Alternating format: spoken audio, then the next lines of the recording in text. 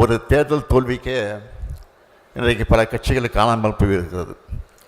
ஆனால் 75 ஆண்டு காலம் கொண்ட கொள்கைக்காக, லட்சியத்துக்காக பாடுபட்டு கொண்டிருக்கக்கூடிய கட்சி, ஆட்சியில் இருந்தாலும் இல்லாவிட்டாலும் மக்களுக்காக பாடுபடக்கூடிய கட்சி திராவிட முன்னேற்றக் கழகம்.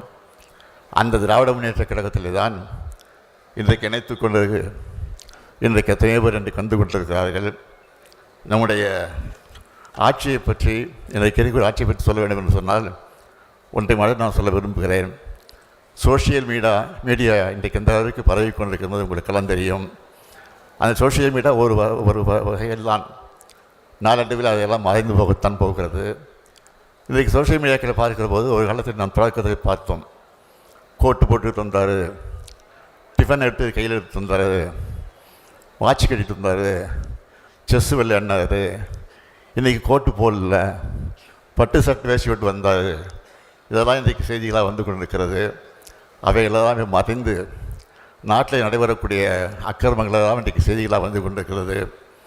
நான் வேண்டுகோள் வைப்பதெல்லாம், இன்றைக்கு தமிழ்நாட்டில் முதலமைச்சராக இருக்கக்கூடிய அவரை பார்த்து நான் கேட்பதெல்லாம், தயவுசெய்து இன்றைக்கு உங்களை பற்றி, உங்கள் ஆட்சியை பற்றி வரக்கூடிய செய்திகளை படியுங்கள்.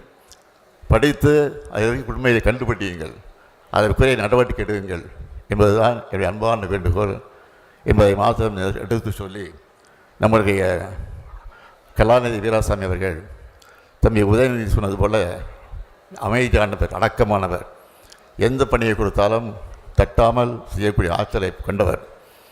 அவர் படாப்படுத்துவது இல்லாமல் அமைதியாக எந்த காரியம் செய்யக்கூடிய இருக்கக்கூடியவர். அவருக்கு நான் தினத்தினுடைய வாழ்த்துக்களை, பாராட்டுக்களை தெரிவித்து, இன்றைக்கு மணக்கோலம் கொண்டிருக்கக்கூடிய மணமக்கள் எல்லா வகையிலும் சிறப்புகளை பெற்று புரட்சி கவிஞர் பாவேந்தர் பாரதிதாசன் எடுத்து சொல்லியிருக்கக்கூடிய வீட்டிற்கு விளக்காக, நாட்டிற்கு தொண்டராக இருந்து வாழுங்கள், வாழுங்கள், வாழுங்கள் என வாழ்த்தி விடைபெறுகிறேன். நன்றி, வணக்கம்.